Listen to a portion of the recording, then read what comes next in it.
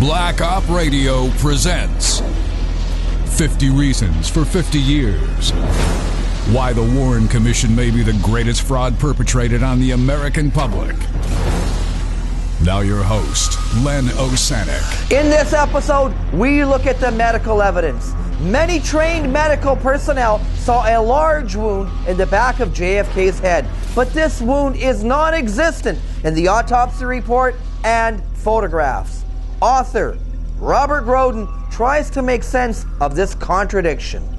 The other wound was a fairly large wound on the right side of the head, in the parietal occipital area.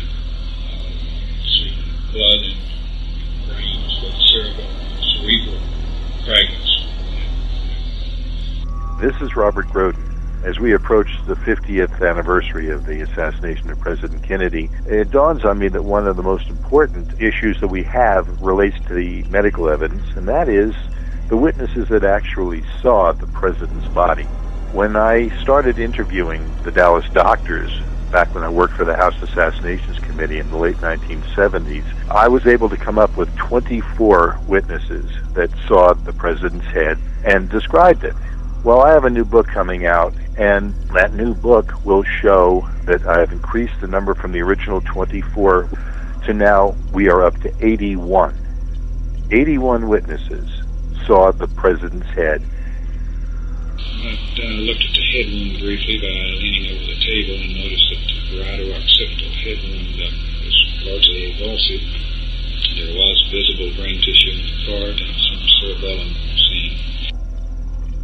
What was amazing about this is that every single one of the doctors I spoke to, every one of the witnesses I spoke to, all said that the exit wound was in the rear of the president's head. The massive exit wound is in the rear of the president's head.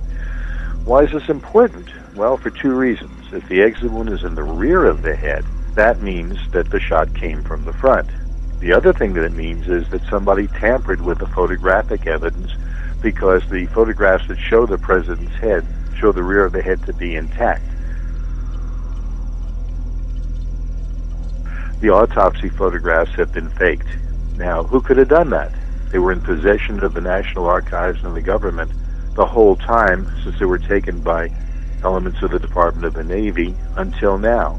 These photographs are the most important evidence since the Zapruder film.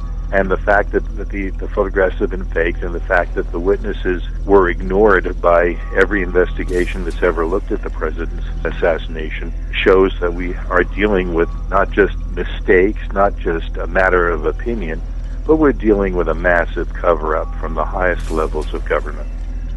The final report of the House Select Committee, published in 1979, claimed that the Dallas witnesses were mistaken about a rear head wound, because all the witnesses at Bethesda Hospital testified to the committee that such a wound was not observed there. But when the classified interviews were released in the 1990s, it turned out that most of the Bethesda witnesses indeed also saw a large wound in the back of Kennedy's head. The individuals responsible for writing the HSCA's final report have all denied responsibility for reporting this false information. Stay tuned for the next installment as we expose week after week 50 lies the Warren Commission would like you to believe.